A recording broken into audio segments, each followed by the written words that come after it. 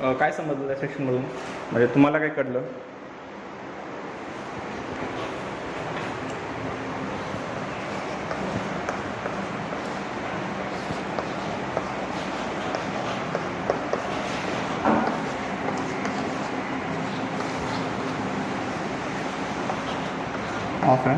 Office general exception वाचले का? General exception 76. तर हे आहेत ना आपले 106 वाले, ते जनरल एक्सेप्शन बघितलं तुम्ही? हां, IPCचे. हां, 76 to 106. तर ते बघितले.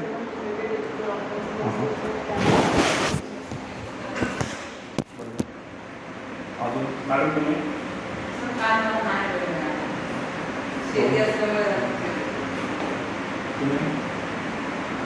काय माहिती? भावाचं लग्न झालं? एवढ्या लोक काय तयारी करायची मग? चांगलं हां.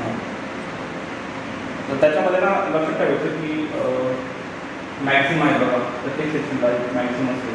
जसं की सेक्शन 82 to 183 आहे, act by child under 7 years किंवा बिलो द 7 वर्ष किंवा 12 वर्षाच्या एखाद्या व्यक्तीने कृत्य केलं असेल, त्याला पनिशमेंट काय असेल किंवा काय नसते, त्याच्यामध्ये मॅक्झिमम आहे. जसं की डोनिंग कपॅक्स सेक्शन 82 मध्ये डोनिंग कपॅक्स आहे. नंतर सेक्शन 95 त्याच्यामध्ये आहे एक डी मिनिमिस नॉन फ्युगल लेक्स म्हणून एक मॅक्झिमम आहे. मॅक्झिमम माहिती आहे तुम्हाला? मॅक्झिमम म्हणजे काय? मॅक्झिमम म्हणजे जसं आपण मोठी वापरतो काकडचा म्हणजे एकदम कमी गोष्ट सांगायची असेल आपण ते जास्त त्याच्यात सांगतो, बरोबर? तर त्याप्रमाणे कायद्यामध्ये जी प्राचीन लॅटिन भाषा होती, लॅटिन आणि ग्रीक, तर या दोन भाषेमधून काय कायद्याचा विकास झालेला आहे असं प्राचीन बरोबर समजतो, बरोबर? तर त्याच्यामध्ये ज्या जुन्या कन्सेप्ट आहेत त्याच अजून पण आपण काय करतो, फॉलो करतो. आणि एकच मॅक्झिमम अशी असते जी सगळ्याला सारखं सांगून जाते. फॉर एक्झाम्पल समजा आता डी मिनिमिस नॉन क्युरेड लेक्स याचा तुम्ही अर्थ सुधार केले, त्याचा अर्थ सापडतो की जो कायदा असतो तो लहान मोठ्या गोष्टींची काय करतो, दखल घेत नाही, बरोबर? फॉर एक्झाम्पल आता समजा तुम्ही एक माचीची पिढी ठेवली आहे, म्हणजे माचीच ठेवलेली आहे, आग काढली होती ना, ती एका बाजूला ठेवली आहे आणि ते गेले आणि तिथून एक काडी काढून घेतली जाते, माचीची एक काडी काढून घेतली, बरोबर? हां, ऑब्विसली सगळं आहे त्याबरोबर. तर एक काडी काढून घेतली. आता बघायला तर आपण असं फेकू शकतो, बरोबर? पण ते जनरल एक्सेप्शनमध्ये डिफरन्स देऊ शकतात. सेक्शन 95चा की ज्या लहान मोठ्या गोष्टी आहेत त्याची कायदा काय घेतो, म्हणजे दखल घेत नाही. ठीक आहे, ते झालं. 76 to 106 106. त्याच्यामध्ये 96 to 106 right of private patient आहे. आणि जे वरचे आहेत ते काय आहे की वरचे तुमचे जनरल सेक्शन आहे. त्याच्यासोबत सेक्शन 105 वाचा एव्हिडन्स साईडचं. जनरली तुम्ही बघितलं असेल की क्रिमिनल केसमध्ये केस कधी घ्यायचं जबाबदारी कोणाला असते, प्रूव्ह करायची जबाबदारी कोणाला असते क्रिमिनल केसमध्ये. एव्हिडन्स पण प्रूव्ह करतं, केस पण ओपन करतं क्रिमिनल केसमध्ये, त्याला आपण प्रॉसिक्युशन म्हणतो. तर जनरली काय असतं की इथे केसमध्ये जी प्रॉसिक्युशनची जबाबदारी असते याच्यामध्ये की हे ऑफेन्स प्रूव्ह करायचं आणि ॲक्च्युअली कसा गुन्हा केलेला आहे याचे एव्हिडन्स द्यायचं, ठीक आहे? पण जर जनरल एक्सेप्शनचा डिफरन्स घेतला असेल, बरोबर, तर under section 105 of Indian Evidence act 105, तर याच्यामध्ये ती जबाबदारी कोणाला असते, ॲक्युजर असते, बरोबर? आता या केसमध्ये काय होतं बघा, आता हे ए हा व्यक्ती आहे, बरोबर, त्याने बीची हत्या केली, बरोबर, ए कमिटेड मर्डर ऑफ बी, बरोबर. आता एव्हिडन्सेस आहेत समोर आहेत किंवा ते आहेत, मग याने डिफेन्स काय घेतला, A committed a murder of B under the general exceptions. Act of necessity असेल किंवा it is necessary for the prevention of greater harm असेल, बरोबर, ऑर विथ द कन्सेंट असेल जनरल एक्सेप्शनमध्ये, एने बीची हत्या केली. आता एक या ठिकाणी काय करतोय, हे तर मान्य करतोय ना की मी बीची हत्या केलेली आहे, बरोबर. प्रॉसिक्युशनला केस प्रूफाची काय गरज आहे, आता एने बीची हत्या केलेली आहे, पण याचा डिफरन्स काय आहे की A committed murder of B under the general exception. तर तो काय करतोय, जनरल एक्सेप्शनची काय घेतोय, एक डिफरन्स घेतोय. तर या केसमध्ये under section 105 of Indian Evidence Act, तर the burden of proof that the case of the accused comes with the general exception of under Indian Criminal Code is on the accused. ही एकमेव case आहे की ज्याच्यामध्ये criminal केसमध्ये burden of प्रूफची जबाबदारी कोणावर असते, ॲक्युजर असते. ठीक आहे. सिव्हिल केसमध्ये काय असतं, सिव्हिल केसमध्ये केस कोण हे करतं, स्टार्ट करतं,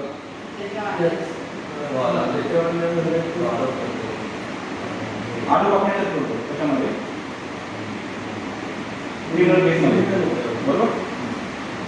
याच्यामध्ये काय करतो आपण, सिव्हिल केसमध्ये आपण क्लेम इनिशिएट करतो, कोर्टाकडे रिलीफ मागतो, बरोबर, किंवा एखाद्याची लायबिलिटी सिद्ध करण्यासाठी काय करतो, दावा दाखल करतो, किंवा एखादी कॅरेक्टर किंवा एखादी लिगल राईट नंतर डिक्लेअर करण्यासाठी तुम्ही काय करतात, सूट इनिशिएट करतात.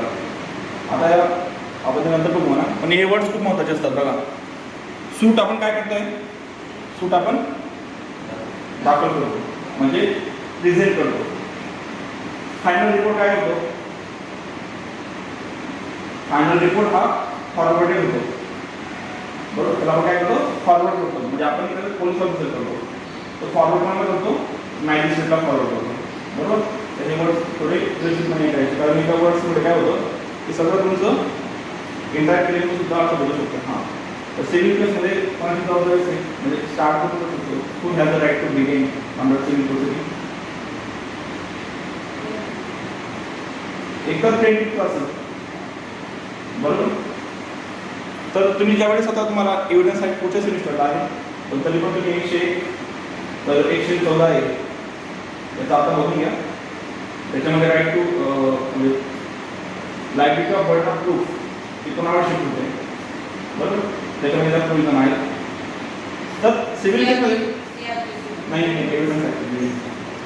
तर जनरली काय आहे, तर सिव्हिल केसमध्ये काय असतं की जो क्लेम घेऊन जातोय तर त्या माणसाला केस ओपन करायचा अधिकार असतो, बरोबर.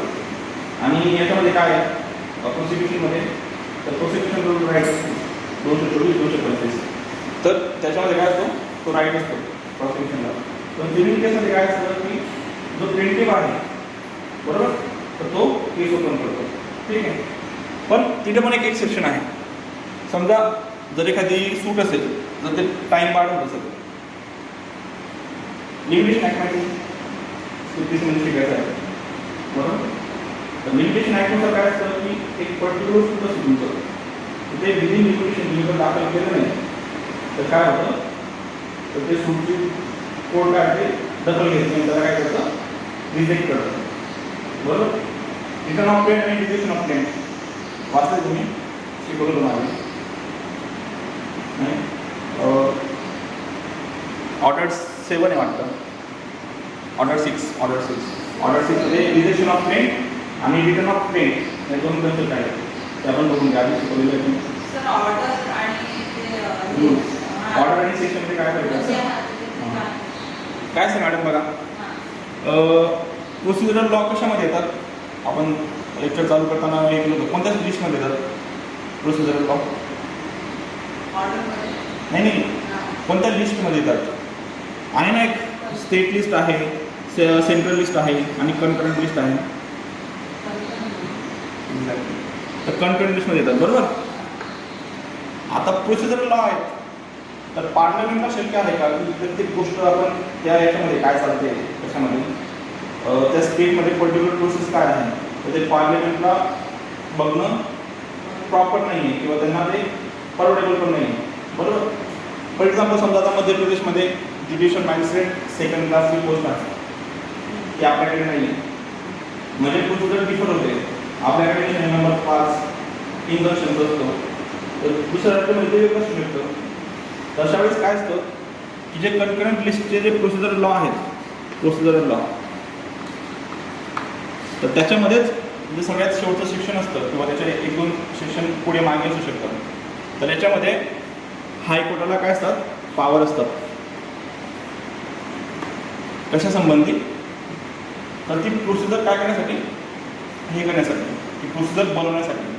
तर त्यानुसार आपल्या हायकोर्टाने काय केलेलं आहे, तर जी काही प्रोसिजर बनवून दिलेली आहे की सिव्हिल कसे चालले पाहिजे, तर त्यांना आपण ऑर्डर म्हणतो.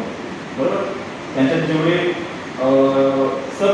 सब ऑर्डर आहेत मधल्या, तर त्यांना आपण रूल्स म्हणतो. ठीक आहे. आणि जे पार्लमेंटने इनॅक्ट केलेलं आहेत पार्लमेंटद्वारे, तर ते काय असतात, सेक्शन असतात. फॉर एक्झाम्पल क्रिमिनल मॅन्युअल म्हणा किंवा सिव्हिल मॅन्युअल म्हणा, तर हे पण काय केलं कोर्टाने करून दिलेलं आहे. हे काय पार्लमेंटने पास केलेलं नाही किंवा काय नाही. फक्त एवढं असतं की हायकोर्ट जेव्हा ते रूल फ्रेम करत आहेत, तर ते नॅचरल जस्टिसशी निगडीत असलं पाहिजे. बरोबर. किंवा ते जो सबस्टेंटिव्ह लॉ आहे इकडचा, तर त्याचं ते व्हायलेट करायला नको. बरोबर. तर तेवढ्या गोष्टी फक्त हायकोर्टाला काय करायचं, लक्षात ठेवायचं. पण त्याचा राज्य कोणता पाहिजे? हो हो. आता तुम्ही आपला सीबीसीच्या ज्या ऑर्डर आहेत, त्या मध्यप्रदेश लागू होणार नाही, मध्यप्रदेश आपल्याला लागू होणार नाही. म्हणजे बाकी ठिकाणी सेम असतील. फॉर एक्झाम्पल समजा आता सेक्शन 27 ऑर्डर 5 कशाची डील करतं, समन्सची डील करतं. बरोबर. आता तिकडे पण ऑर्डर समन्सचं वेगळं असू शकतं. फॉर एक्झाम्पल समजा आता दिल्ली हायकोर्टाने मागे रूल फ्रेम केला की जे समन्स आले ते आपण काय करू शकतो, व्हॉट्सअपद्वारे पण काय करू शकतो, इनिशिएट करू शकतो, ते पाठवू शकतो. हा आमचा रोल झाला दिल्ली हायकोर्टाचा. तर टेरिटरी कोर्ट काय आहे, आता ते घेऊन पाहिजे. पण आपल्याकडे आपण तसं करू शकतो ना. आपल्याकडे फक्त काय फॅक्ट्स आले, पर्सनल सर्व्हिस आले, मागून पण आपण व्हॉट्सअपद्वारे काही नाही झालं जात नाही, समज आपण जे पाठवतो ते. बरोबर. तर अशा गोष्टी फक्त काय करतात हायकोर्टमध्ये. या आदेशात आणि आदेशांच्या ते रूल्स म्हणजे त्या ऑर्डर फ्रेम करून देतात. म्हणजे ते ऑर्डर्स बोलतो ना आपण त्यांना, तर त्याप्रमाणे काय करतं, कोर्ट फ्रेम करून देतं की याप्रमाणे तुमचं हे चाललं पाहिजे. जसं स्मॉल कॉज कोर्ट आहेत किंवा कमर्शियल सूट आहेत, तर त्यांच्या पण ऑर्डर्स आता बनवून दिले आहेत कोर्टाने. रूल्स ऑर्डरमध्ये जे हिडिंग असतात ना, त्याला रूल्स म्हणतात. बरोबर. कळतं तुम्हाला? हां. तर मग समजा एखादी सूट टाईम बार्ड असेल आणि मग डिफेंडंट काय सांगेल की ही जी सूट आहे ते टाईम बार्ड आहे, तर मग कोर्टाने काय केलं पाहिजे, रिजेक्ट करायला पाहिजे. अशा वेळेस काय करेल, डिफेंडरला तो अधिकार आहे. बरोबर. अजून मर्डर प्रूफमध्ये एक गोष्ट असते किंवा नॉट 6 एव्हिडन्स ॲक्ट. तुम्ही TC कडे गेला असाल, म्हणजे समज माझ्याकडे TC ने विचारलं असेल रेल्वेमध्ये प्रवास करताना. बरोबर. तर त्यांनी विचारलं की तिकीट कुठे आहे, तुम्हाला ते दाखवावं लागतं. तुम्ही त्याला सांगू शकता का की मी तिकीट काढलं होतं, तू जा तुझे रेकॉर्ड चेक कर आणि मला सांग की मी तिकीट काढलं होतं, तिथून शोधून आणा. आहे का कन्व्हिनियंट? बरोबर. तर 106 काय सांगतं याचं एव्हिडन्स ॲक्टचं, की जर एखादी गोष्ट एखाद्याच्या नॉलेजमध्ये असेल, the thing which is comes within the special knowledge of any person, then the burden of proof lies on that person to prove that fact. बरोबर. Or exist that fact. म्हणजे समजा तुम्हाला सिद्ध करावं लागेल ना, तुम्ही तिकीट काढलं होतं, हे घ्या माझं तिकीट. बरोबर. ते बर्डन ऑफ प्रूफ दोघी ठिकाणी खूप महत्त्वाचं आहे, ते बघून घ्या. Cognisance of offence. Offence cognisance म्हणजे काय, वाचलं तुम्ही थोडं?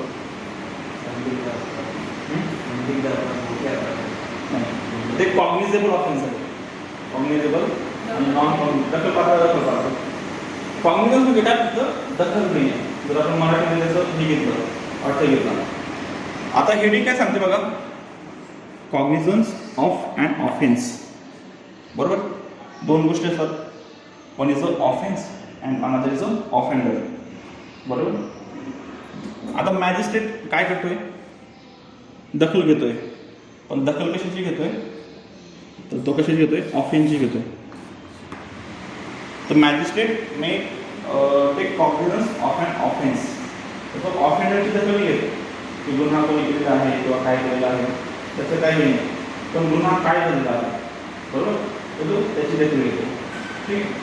तर सेक्शन 190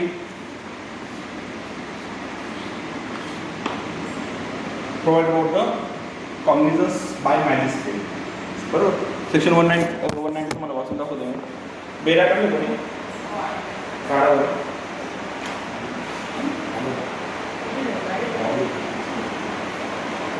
गाडी काम ठेवलं, गाडी वाचणार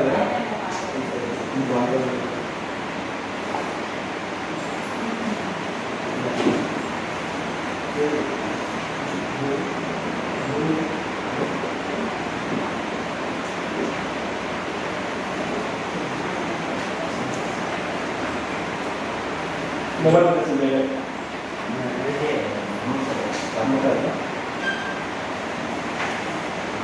वेगळं नाही आहे. ऑर्डर केले मैका करताना राजूच्या मनाला ठेका ऑर्डर केले इथून वेळ घेऊन ना तो तुमची ऑर्डर येतो तो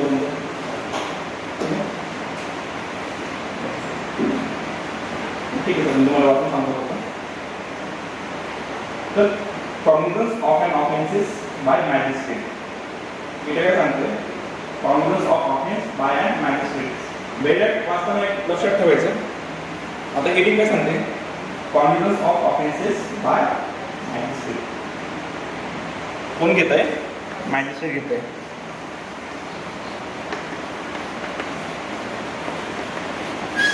ज्यावेळेस तुम्हाला मी हायरार्की ऑफ कोर्ट सांगितलं, त्यावेळेस दोन प्रकारचे कोर्ट असतात. एक कोणतं झालं, court of session, court of additional session, assistant session आणि सीजेएम. बरोबर. इथे काय सांगताय, कॉग्निझन्स बाय अँड मॅजिस्ट्रेट. मग सेशन कोर्टाला पॉवर आहे का कोण घ्यायचा, कॉग्निझन्स डायरेक्ट ऑफेन्सेस घ्यायचा. सेशनला आहे पॉवर, 50 मध्ये आहेत का पॉवर, असेल तर हो सांगा. असेल कोणत्या केसेसमध्ये नाही. तुम्ही जर आता IPC बघितलं ना तुम्हाला दिसेल की trial by magistrate, trial by any magistrate, trial by session. बरोबर. आता बघा सेशनची केस असेल 302 केस, तुम्ही याला कोर्टात जर जात असाल तुम्ही जाता मला, तर सगळ्यात आधी याला कुठे सुरू केलं जातं, ॲक्टिव्हिटीला त्याच्यामध्ये कुठे केलं जातं, ॲक्टिव्हिटीला आधी मॅजिस्ट्रेटला समोर कुठे केलं जातं ना, त्याला बेल भेटण्यासाठी किंवा त्याचं बेलचं काय असेल मॅजिस्ट्रेटकडे जर आपण काय करतो, प्रोड्यूस करतो आम्ही सगळ्याकडे. बरोबर. आणि जोपर्यंत फायनल रिपोर्ट कोर्टाचा येत नाही आपल्या एका पोलिसांचा, तोपर्यंत केस कोणाकडे असते, मॅजिस्ट्रेटकडे असते. बरोबर. त्याच्यानंतर कमिट होते. तर हे बघा सेक्शन 193 सांगत असेल पुढे बहुतेक. हां, cognizance of an offences by court of session except as otherwise expressly provided by this court. Court काय सांगतोय, except as otherwise expressly provided. 193 except as otherwise expressly provided by this court. What do you mean by the except as otherwise provided by court? या वर्डचा meaning काय होतं,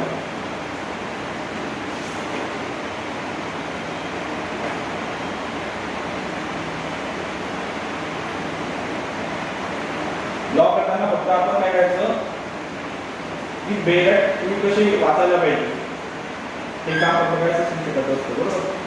तुम्ही bell कसे वाचायचे ते फक्त इथून शिकून जा. भविष्यात तुम्हाला आता पूर्ण डायरेक्टर काही शिकवणार नाही किंवा काय करणार नाही, पण बेल तुम्ही कसे वाचायचे, तुम्ही ज्यावेळेस एक नवीन ॲक्ट घेणार वाचायला त्यावेळेस तुम्हाला कळलं पाहिजे की हे वर्ड्स काय वापरलेलं आहे किंवा याचा काय वापर. आता क्लिअरली बघा सेक्शन 190 काय सांगतं, मॅजिस्ट्रेट घेतं. मग सगळं तुम्हाला प्रश्न यायला पाहिजे की सेशन कोर्टाचं काय मत, सेशन कोर्ट केव्हा घेऊ शकतो कॉग्निझन्स. बरोबर. तर यावर सांगा, except as otherwise expressly provided by this court or any other law for the time being in force. Section 193 काय सांगतं, एक झालं except otherwise provided by law or any other law. बरोबर. No court of session shall take cognizance of any offence as a court of original jurisdiction unless the case has been committed to the magistrate under this code. म्हणजे the session court is not authorized to take cognizance of an offence except the case committed by the magistrate. बरोबर? म्हणजे session court जो offence आहे तर त्याचा cognisance कधीच घेऊ शकत नाही. एक्सेप्शन काय आहेत? एक्सेप्शन 3 आहेत. एक झालं committal of case. Committal of case कुठे सांगतं? सेक्शन 206, 207, 208, 209 असेल बघा बघा कमिटल ऑफ केस.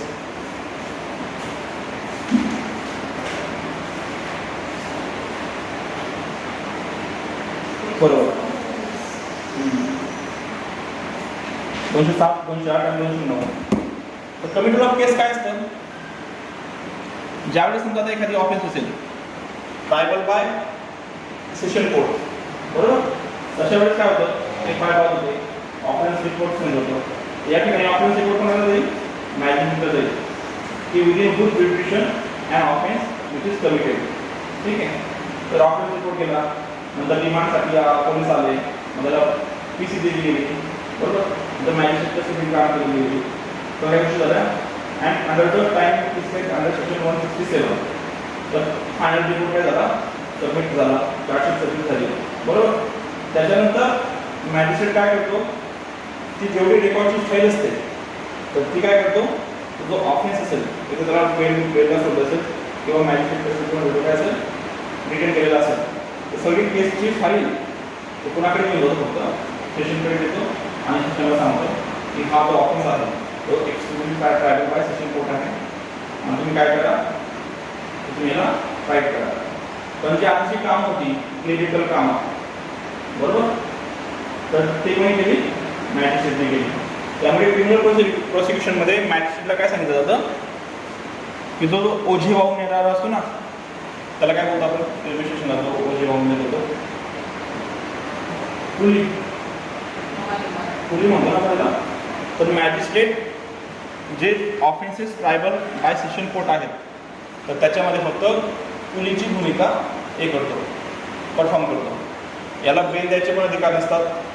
तो फक्त PC किंवा MC हे करू शकतो, ग्रांट करू शकतो आणि जेवढी प्रोसेस आहे तेवढी इनिशिएट करून सगळा गठ्ठा बांधेल आणि तो कोणाला देईल? मॅजिस्ट्रेटला देईल. ठीक आहे. तर पहिलं एक सेक्शन झालं कमिटल ऑफ केस. हे बघा, आता समजा Aने Bच्या घरी चोरी केली, ठीक आहे, चोरीचं चालू म्हणा Aने Bची हत्या केली, ठीक आहे, FIR झाली, ऑफेन्स रिपोर्ट झाला, फायनल रिपोर्ट सबमिट झाला. या सगळ्या गोष्टी कोण करून घेईल? मॅजिस्ट्रेटकडे.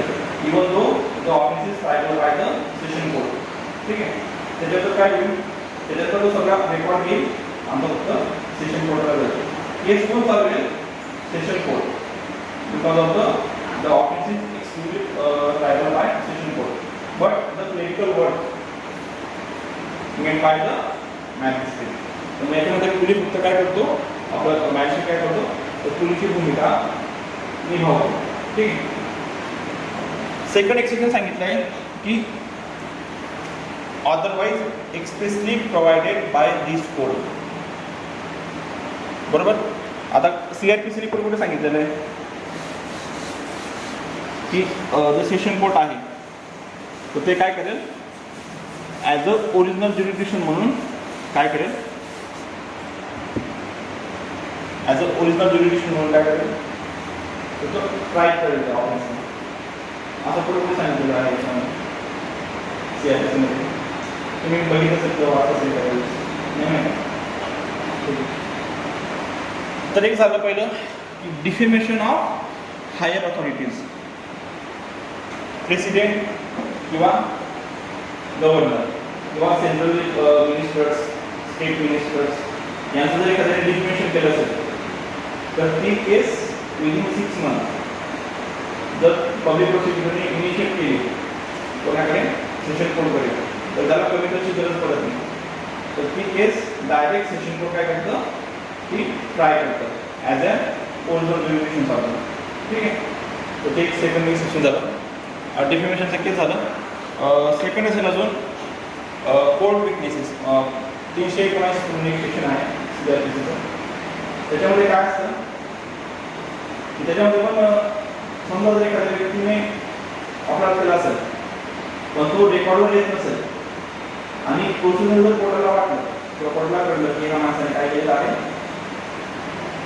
या माणसाने अपराध केला आहे, तर कोर्टाला डायरेक्ट हे करू शकतो. नंतर टेंडर ऑफ पार्डन आहे सेक्शन 306, 307, 308 टेंडर ऑफ पार्डन. तर त्या केसमध्ये पण जर एखाद्या व्यक्तीने जर माफीचा साक्षीदार म्हणून कोर्टाकडे अर्ज केला असेल आणि जर मध्ये जर तो त्याच्यापासून उलटला तर तेव्हा पण कमिटीची गरज पडत नाही. ठीक आहे. 306 तिसरं झालं कोणतं? Defamation madam, defamation. हो. मानहानी कोणाची? राष्ट्रपती, उपराष्ट्रपती राहिला, सेंट्रल मिनिस्टर राहिला किंवा स्टेट मिनिस्टर राहिला. ठीक आहे. ते आपण याच्यात बघणार आहोत, लिमिटेशन ऑन प्रॉव्हिजन्स.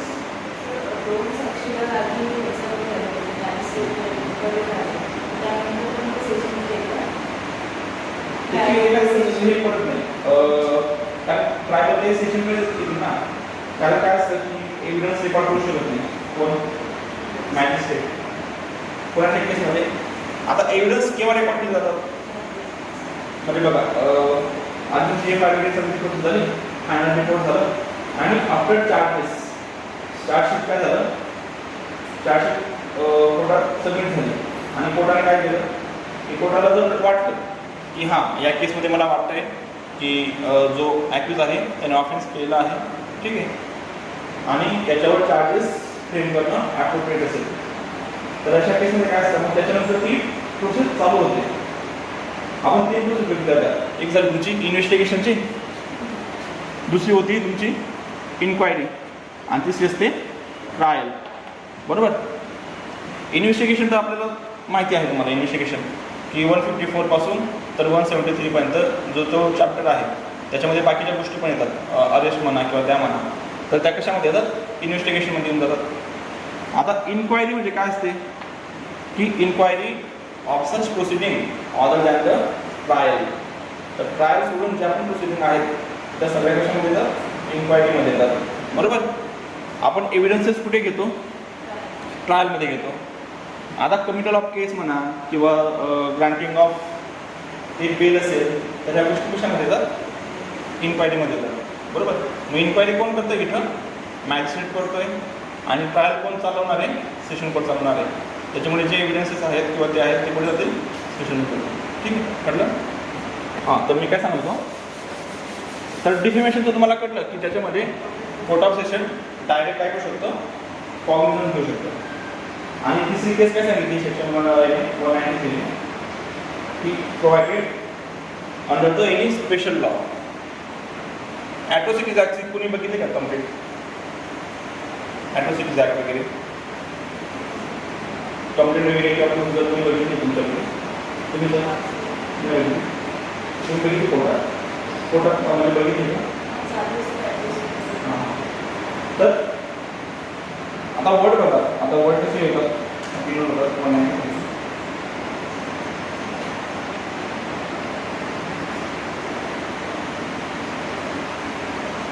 अॅट्रॉसिटी केसमध्ये पुरावा वगैरे दिली आहे समजा त्याच्यावरती काही नाही तुझी गॅरंटी नसते पुरावे देण्यासाठी.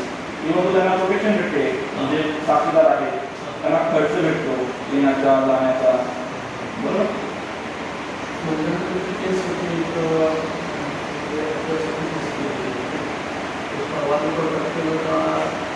मॅडमनी सांगितलं की दुकानदार होता त्या दुकानदाराजवळ बसले होते आणि त्याच्यामध्ये काहीतरी बोलतो त्याच्यावर मग केस पुढे सुरू केली. पण तसं शक्यतो ॲट्रॉसिटी कायद्याखाली तुम्हाला म्हणजे जरी बोललेलं असेल प्रूव्ह केलेलं असेल तरी तसं एकदम अत्यंत गुन्हा होऊ शकतो. एकदम सांगतो तुला पहिले एवढं करून का तर सेक्शन 193 बघा तुम्ही सांगतो. आपण पहिले एक सेक्शन बघितलं, except as otherwise expressly provided by this code. जे CRPC ऑलरेडी सांगितलेलं आहे, बरोबर. सेकंड तुमचं काय झालं, the thing which is provided by any other law, बरोबर. एनी अदर लॉ म्हणजे तुमचं पहिलं झालं ॲट्रॉसिटी ॲक्ट म्हणा, बरोबर. नंतर तुमचा पॉक्सो झाला, पॉक्सो माहिती आहे, पॉक्सो झाला किंवा पॉस्को येतो, पॉस्को झाला, हां तर तो झाला. तर त्याच्यामध्ये आपण जी मधली प्रोसेस बघितली, मॅजिस्ट्रेटचं जे काम बघितलं, तर याच्यामध्ये कसं नसतं, ॲट्रॉसिटीच्या केसेस आणि या केसेस, बरोबर. तर ह्या डायरेक्ट कोण चालवतं, डायरेक्ट सेशन कोर्ट चालवतं. याच्यामध्ये मॅजिस्ट्रेटचा कोणताच संबंध नसतो. म्हणजे तुमचं बेल ॲप्लिकेशन, तुमचं MC किंवा PC असेल त्याचे, त्याच्यानंतर तुमचं फायनल रिपोर्ट सबमिट पाठवलं, त्या गोष्टी, ह्या सगळ्या गोष्टी कोण बघतं, डायरेक्ट सेशन कोर्ट बघतं. ठीक आहे, इथे मॅजिस्ट्रेटचा कोणता संबंध येत नाही. मग under special law the court of session carried over as a original jurisdiction, बरोबर. तर या केसमध्ये फक्त सेशन कोर्ट काय करतं, तर मध्ये मॅजिस्ट्रेटचा काहीच संबंध नसतो.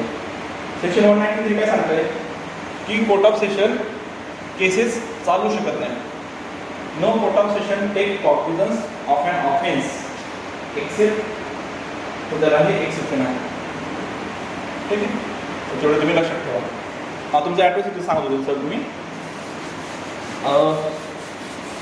ॲट्रॉसिटीमध्ये बघा सेक्शन 3 आणि 4 काय सांगतं की तिथं नियर अबाउट 23 कंडिशन आहेत.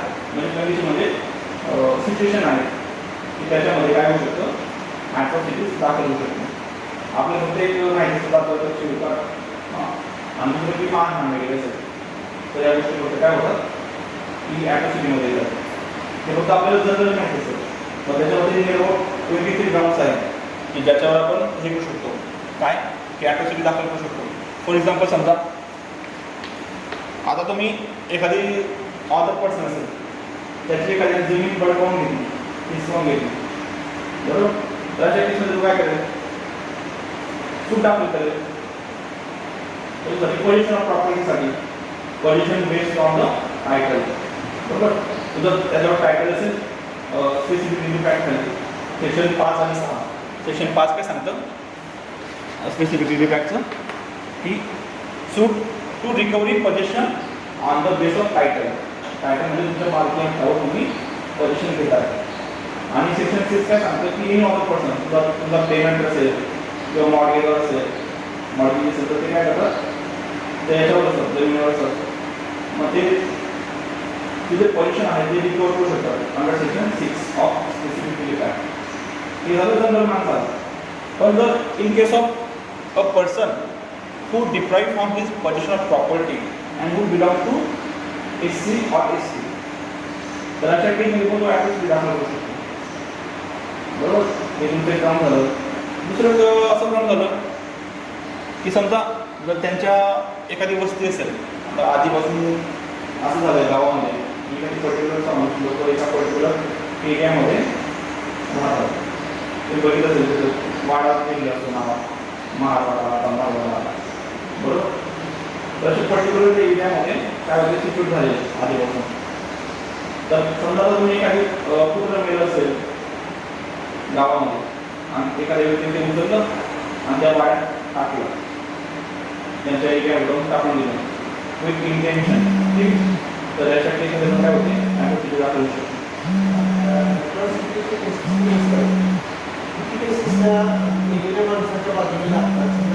तसं नाही आपण असं हे करू शकतो. हां दाखवून होतात.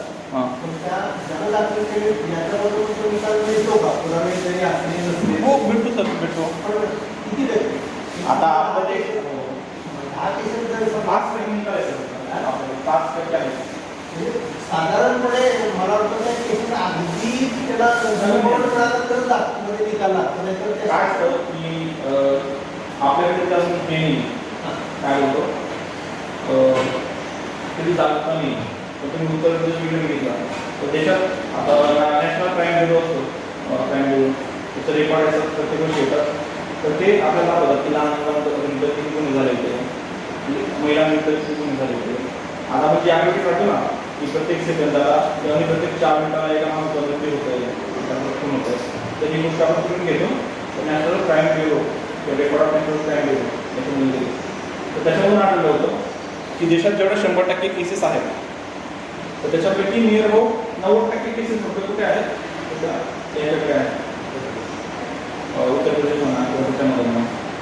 आणि त्या केसेस देखत होतं की नियर अबाउट फक्त 5% निकालाची त्याच्यामध्ये बऱ्याच गोष्टी येऊन जातात. आपल्याला आता ॲट्रॉसिटीमध्ये कसं होऊन जातं, म्हणजे आपल्याला विषय तर नाही म्हणा पण चला जर ठीक आहे.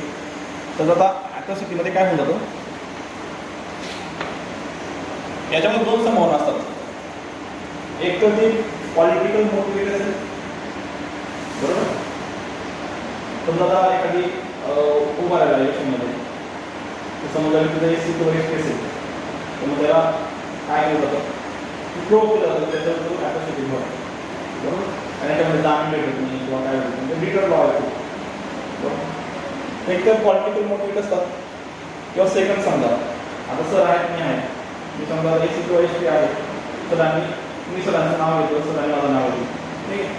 आम्ही कॉन्सेप्ट मांडून केली तर याच्यापासून सर काय करते टेनची केस दाखल करते. मी आता काय करतो म्हणजे त्या 2 गोष्टी झाल्या. मग या गोष्टीमध्ये काय होतं, आता समजा पॉलिटिकल मोटिवेट असतील किंवा एक पर्सनल इन्व्हिटीमुळे जर आपण त्या केसेस दाखल केल्या असतील, मग ज्यावेळेस त्याचा पॉलिटिकल पर्पज काय होतो सर होऊन जातो किंवा जर आमचं असं निघून गेलं तर अशा वेळेस ते केस काय होतो, विड्रॉ तर करता येत नाही ती केस किंवा कॉम्प्रोमाइज तर करता येत नाही. मग तुम्ही मला काय सांगा की सर तुम्ही एक काम करा, तुम्ही तुमचे जे एव्हिडन्सेस आहेत ते प्रोड्यूस करू नका कोर्टात किंवा तुम्ही कोर्टात जाऊ नका. तर ऑब्व्हियसली ती केस काय होते, ॲक्ट होऊन जाते बरोबर. पण एखाद्या विरुद्ध खरंच हे झालं असेल तर मग त्या केसमध्ये काय असेल जाऊ शकते. तसं नसतं सर, नाही तसं नसतं टाईम लिमिट नाही त्याच्यावर. एखाद्या गावामध्ये ए बी सी हे एका शेजारी बसलेले आहे बरोबर. आणि त्याच्यामध्ये एक एस टी एस सी किंवा पी टी या समाजात एखादी व्यक्ती तिथे बसलेली असते. तिथे बसल्यानंतर एक व्यक्ती येतो, त्या व्यक्तीनं आणि याला काय घेऊन बसलाय, त्या विशिष्ट समाजाची व्यक्ती एक असते, त्याला काय घेऊन बसला, त्याला काय करतो म्हणून त्याला काय वेगळं बोलून गेलेला असतो टाकून येतो. तिथं जो बसलेला समजा बी एसी असेल त्याला राग येतो आणि तो समजा केस दाखवतो, तर आपण ते चालू शकतो. इनिशिएटिव्ह स्टेजला केस चालू शकतो पण ती प्रूव्ह होऊ शकत नाही, होऊ शकत नाही. आणि त्याच्यामध्ये सबस्टन्स तसा आहे ना. आता एखादी ऑफेन्स तुमचा म्हणण्यासाठी सगळ्यात महत्त्वाचं काय असतं, त्याचे जे रिक्वायरमेंट आहेत इसेन्शियल इन्ग्रेडियंट्स आहेत तर ते काय व्हायला पाहिजे, प्रूव्ह व्हायला पाहिजे बरोबर. केस दाखल होऊ शकते, केस दाखल करायला काहीच नाही पण ती प्रूव्ह होऊ शकत नाही. पण ते प्रूव्ह व्हायचं कोणाला पडलेलं नसतं सर की मध्ये जो हॅरॅसमेंटचा पिरियड असतो, अरेस्ट म्हणा किंवा ते म्हणा, तेच घेणं देणं असतं ना सगळ्यांना. त्याच्यामुळे केस इनिशिएट करायला काय अशा केसमध्ये समजा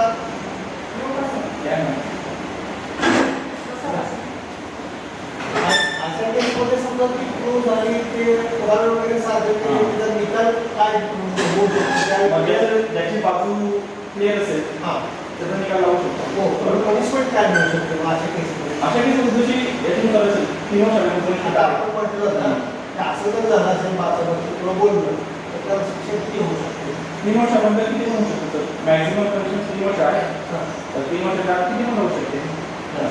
म्हणजे जर 3 वर्ष हां ते डिपेंड कशावर करतं की तुमचं ग्रॅव्हिटी ऑफ ऑफेन्स काय आहे किंवा तुम्ही किती प्रमाणात केलं असेल तर त्या गोष्टीवर काय होते तर ती केसचा निकाल लावू शकतो. ठीक आहे. आता बॅक डेटा करून सेक्शन 190 काढा. सेक्शन 190 समजलं फॉर्म ऑफ एम्प्लॉयमेंट आपलं सेक्शन.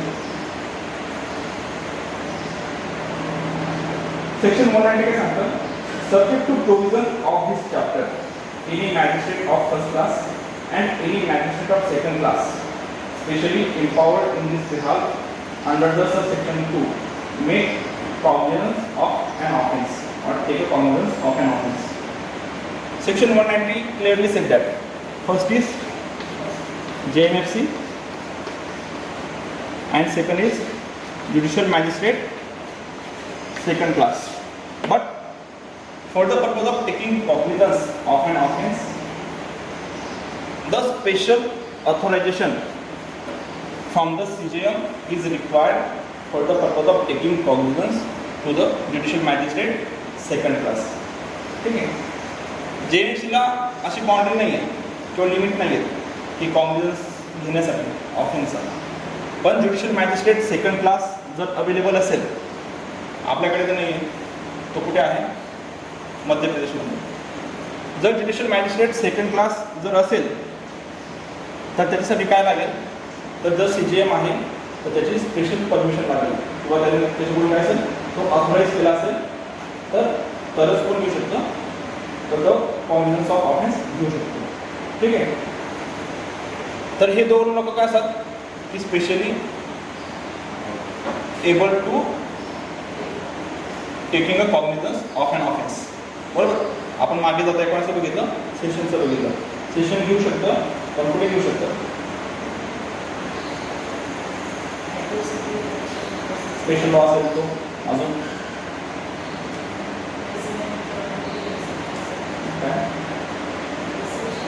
एक्सेप्शन आहे, डिक्लेरेशन ऑफ हायर अथॉरिटी. अजून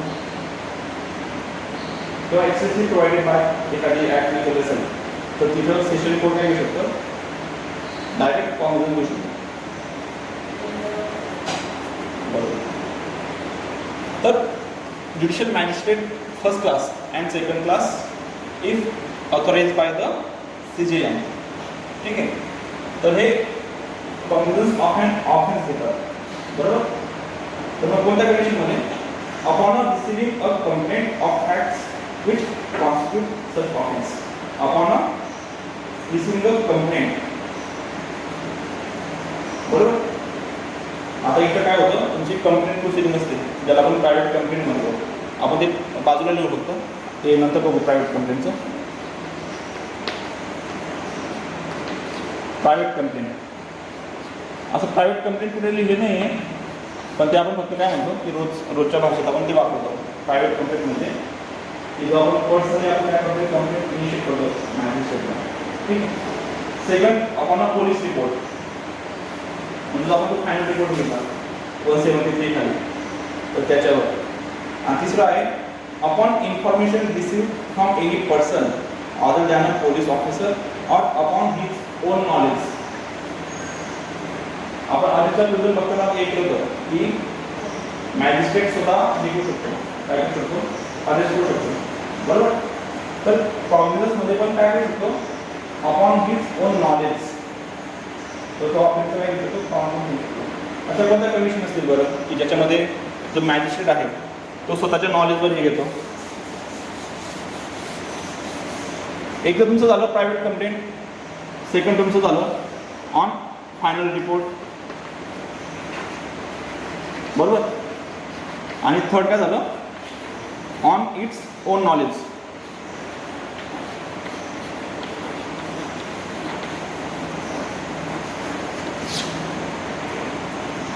ओन नॉलेज कसे घेऊ शकतो?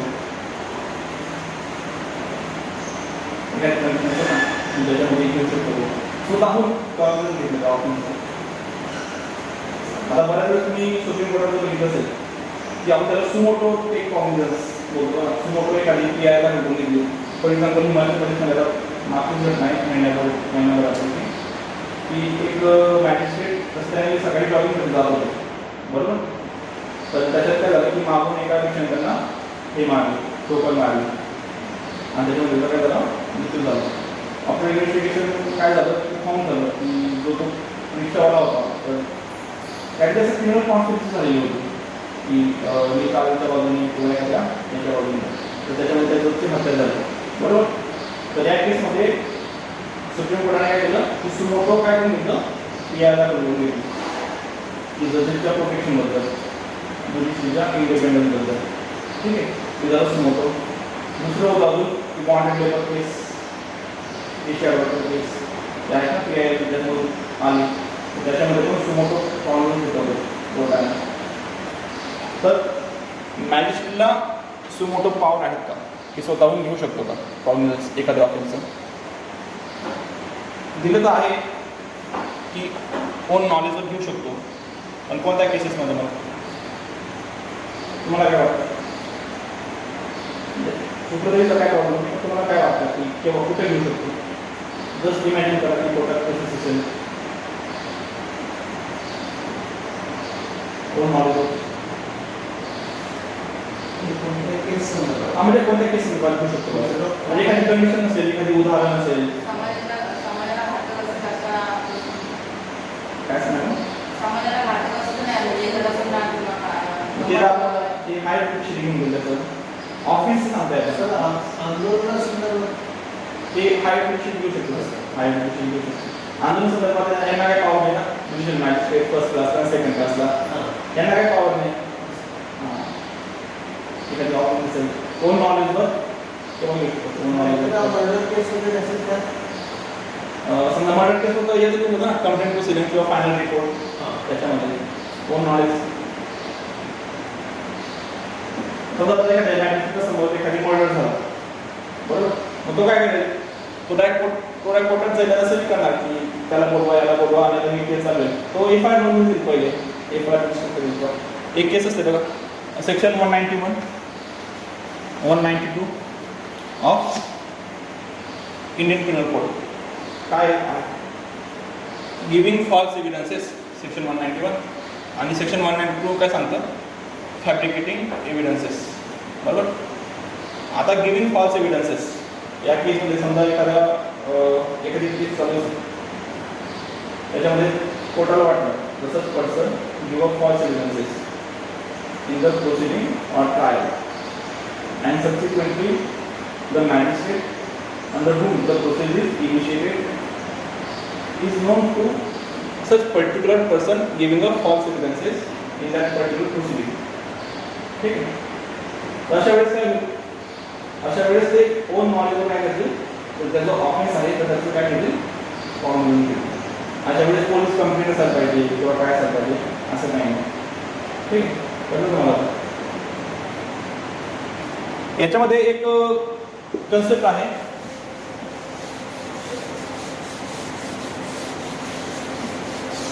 बिफोर टेकिंग कॉग्निझन्स आणि आफ्टर टेकिंग कॉग्निझन्स.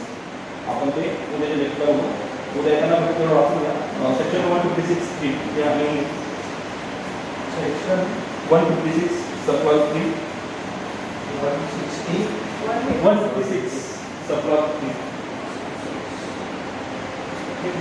त्याच्यानंतर सेक्शन हे तुम्हाला काय सांगितलेले सेक्शन 195 टू 200 201 टू 206